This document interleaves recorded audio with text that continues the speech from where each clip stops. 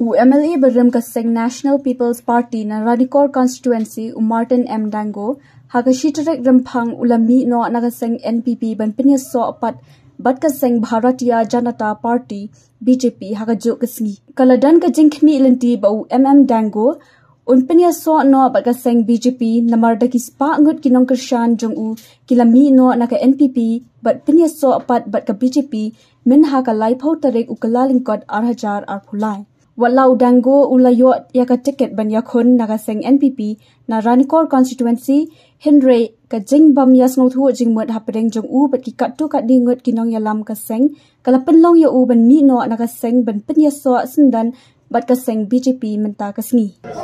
You see, it is not my will alone. All my leaders are present here,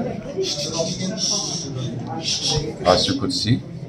So on the 30th of January, all my leaders, they have gathered and they have unanimously resolved that I should resign from NPP and join to BJP party. So as per their decision only, I am joining to BJP and I have joined BJP today. Rely on my leaders. What is the, it's up to them what they want to answer. I have just obeyed whatever the decision they have made, that's all. No, they understand better. I will have answered to that.